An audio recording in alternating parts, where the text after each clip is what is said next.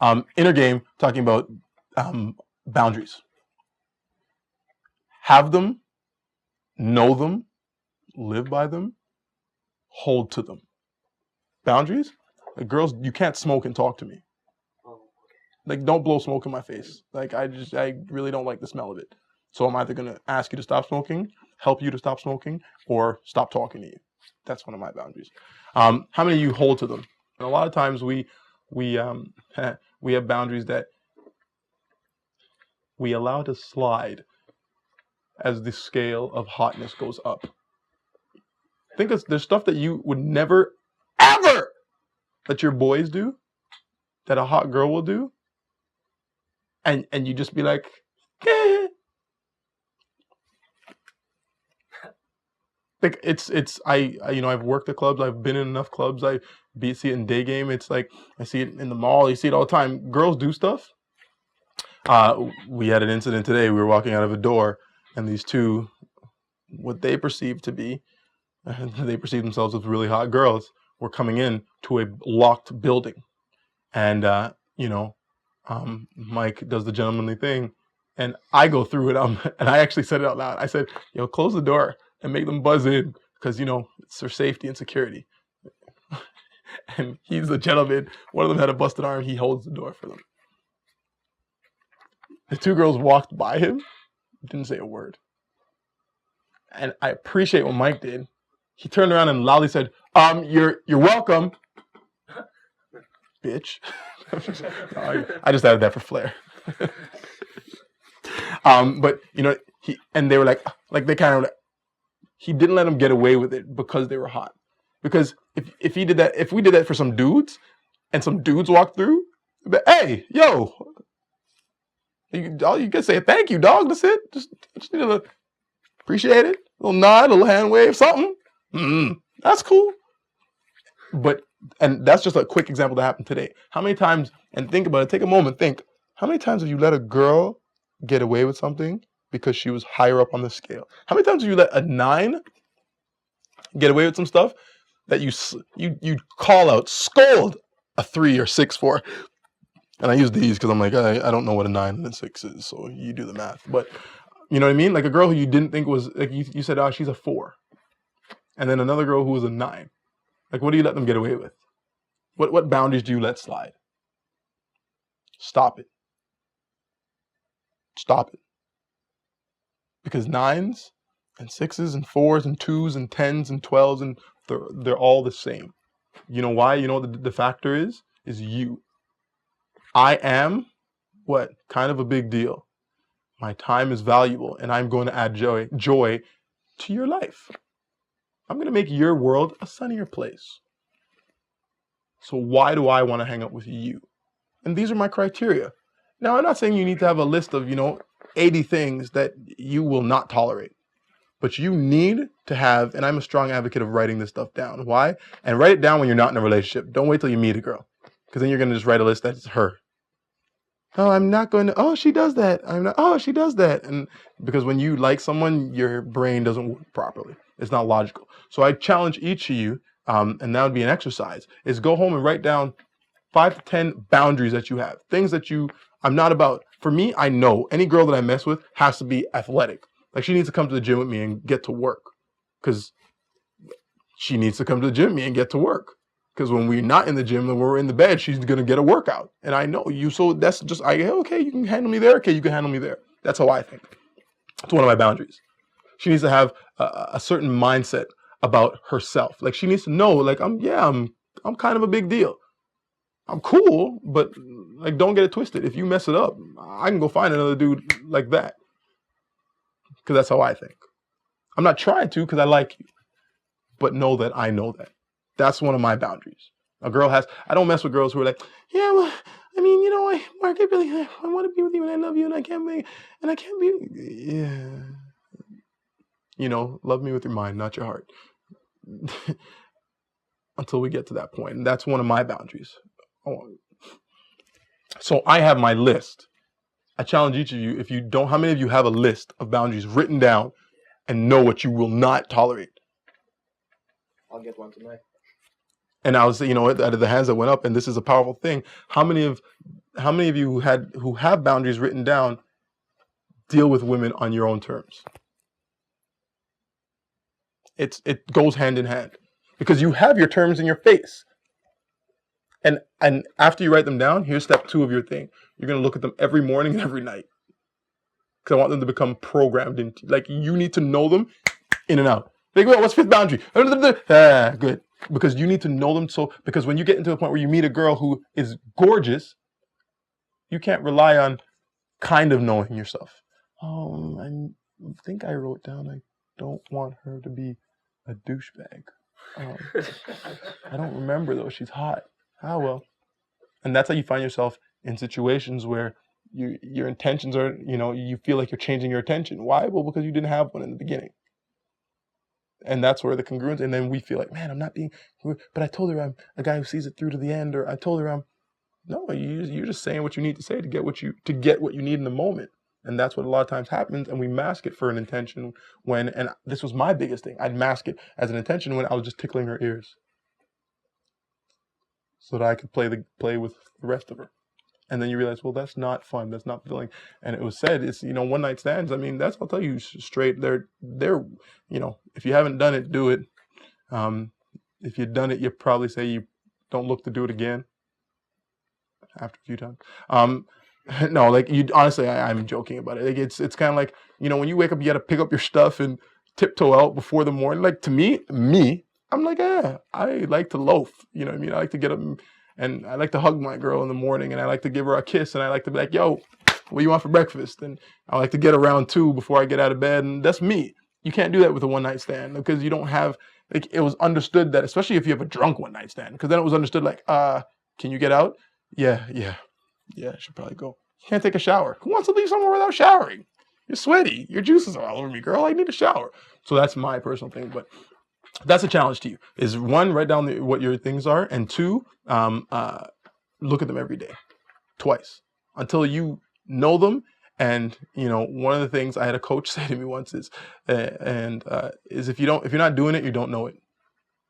And I was like, and where it came up was, I was telling Mike this. Where it came up was playing defense. We're doing defensive shell drill, and you're supposed to slide and da-da-da-da-da. And he'd say it to me on offense too, because I'd always mess up the offense. And Sparks, drop down to the base. Yeah, I'm going. And he'd be like, no, you're not there. Or I'd say, I know, I'm going. You don't know, because you're not there. And if you knew, you'd be there. You don't know it if you're not doing it. So do it. Oh, cool. So that's why we write it down. That's why you need to commit it to memory. Because you're going to say, no, I know what my boundaries are. And then you're going to be dealing with a girl who smokes and eats with her mouth open. Oh my gosh, I'm so happy I'm here. And you're going to be sitting there in your house going, fuck. I knew I should. You see what I'm saying? And you're in this situation with somebody you don't really want to be in a situation with. Just save you a lot of energy. I don't even want to have to deal with you from the get-go. I see that. I tell you, hey, and that's why I said, for me, I tell someone once, I might remind you twice, but I'm out the 3rd time. So I might be like, hey, that whole mouth thing is really disgusting. And you're so sexy. Stop it. And you know what I mean? Or however you want to handle it, Now, the other part of that boundaries thing is, don't make it a bunch of pet peeve behaviors. And the reason I say that, I mean, you can if you want. It's your list. It's not mine. But when you make it a bunch of pet peeve behaviors, you're never going to find somebody that qualifies. Like, I don't like when people think of stuff. I'm just so, I don't know. People scratch my chalkboard in my house. So I don't know. I don't think anyone likes that. But you know what I mean? Like something simple like, hey, I'm not going to kick a girl out of my house because she plays with me and does that. For instance, I can't believe you. My boundary says if you scratch chalkboards, you're out of my life. You gotta relax a little bit. But there are some certain things that I hold as we might call them values. Some people call them morals. That I hold true. She has to have a certain level of family life. Like if a girl comes to my crib or I hang out with her. I've been on a date with a girl and she tells me her mom's a bitch. I don't know you. Or for me, a big red flag is when you start meeting a girl, you get to know her, and she tells you her friends are a girl who's supposed to be your best friend. Oh, she's such a bitch. Because that's her best friend. And she's known her way longer than she's known you. So how do you think she's going to speak about you or feel about you? I mean, it's not necessary, but, it's kind of the same way you want to see what a girl's going to look like when she's older. Look at her mom. It's you want to see how a girl's going to talk about you. See how she talks about her friends. And so that, for me, is a big boundary. Now, again, a girl may not look anything like her mom because she might work out and eat right and da-da-da-da. Or her mom might work out and eat right and, she might not. So it's not saying it's definite. It's just something to keep in mind. And so these are my boundaries. These are my beliefs. Set these up. That's the first thing with inner game, because you have these boundaries. Now you know what you're working with. Talk about you can't set sail if you don't know where you're setting sail to, right? So that's the first thing right there. Second thing is beliefs. Do you know what you believe about yourself? How many of you have written down what you believe about yourself?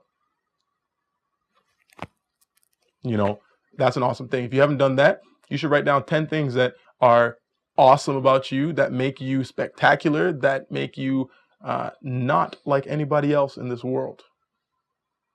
10 things, including talents, skills, qualities. Those are things and the other side of that is, how many of you have ever looked at some of the limiting beliefs that are holding you back from what you want to do? And how many of you have challenged those limiting beliefs with logic? Do you know how you get rid of a belief? Logically, question it, disprove it, and in turn, instate a new belief. And I was just about to say, this is how I got rid of my I said, I can't talk to girls. Because first I said I couldn't have a conversation. I can't talk to people. I can't conversate. And then I was like, dude, you're a dweeb. You're on student council. You play in the band. You do improv. So clearly you can talk to people. I joined the improv team. That was the first thing I did. I was like, okay, I just need to do something that I'm so scared of that it's just going to scare the scared out of me. And then there's not going to be any scared left. So it's just going to be a bunch of me. And that's what I did. And so now I was like, okay, I can talk to people. Now I can't talk to girls. Because I talk to dudes, yo, what up? And people are like, yo, this little nerd Sparks is cool. And then all of a sudden I was like trying to talk to girls. And it was, you're pretty, you. I thought you guys said he's cool. And it was like, so I said I can't talk to girls. So that's my limiting belief. So how did I prove that wrong? Well, I asked myself a question. Is it true that I cannot talk to girls? Do this stuff in a place where you're by yourself. Only because people will think you're crazy. And if you care about that, then you might want to do this while you're by yourself. I did it in a park. Yeah, people thought I was crazy. Is it true that I cannot talk to girls? And then, well, is it true? Well, my mom's a girl. My grandmother's a girl. I grew up being raised by them. And my cousin Patsy, Maureen, Phyllis, Hazel, they're all girls. I talk to them. So I can talk to girls. So logically, I've just disproven. Okay, well then I need to go and talk to girls. More. So I just started walking around the street and saying hi to women. And ask them whatever. I'd be in a Subway shop getting a sandwich, and I'd ask an old lady where she got her shawl.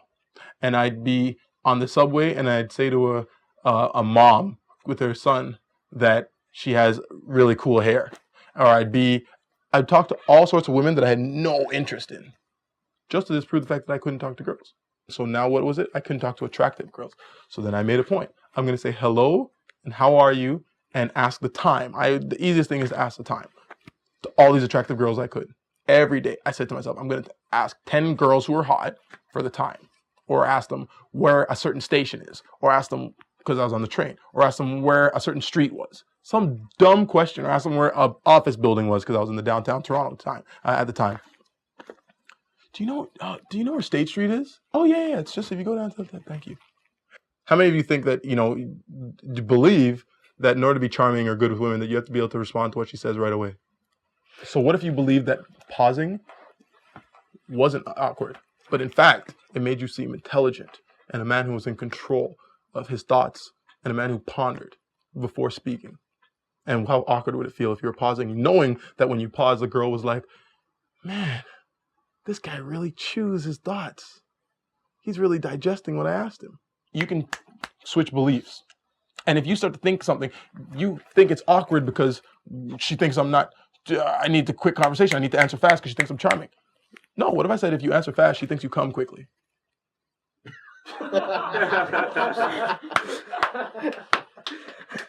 What if that's your belief? Would you answer fast all the time? No, I would take my time. Would it be awkward not to answer fast? No. So you see how quickly you can change a limiting belief? My belief was it's awkward. And then when you feel awkward, what happens? Oh, things get awkward. Because even your moment, you just saw what happened. You said, and we all watched this, asked me a question. I didn't answer right away. I gave him time. And then you said, I said, how did that feel? You said, awkward. I said, not for me. Awkward only happens when both people are feeling it. When only one person feels it, it's just called nervous. Or, and it goes away when you make someone, when you're like, if someone feels awkward about something and you're just like, hey, whatever. So I go back to that laughing thing. We always give that laugh because we're feeling insecure about what we said, or we're feeling awkward about what we're saying. So we laugh to give the other person the ability to have that same feel. Don't do it. It's like sales. When you say the price of something, you say it and then you let it float. That's it. Like someone asked me how much you charge. This is how much I charge. Well, it's gonna be this much, but can you afford that? Is it okay? Are you sure? Now it's awkward because now you just made it awkward. This is what I charge. If someone can't afford it, they'll tell me, and then okay, well, what can you afford? Cool, let's work a plan out because I want to help you.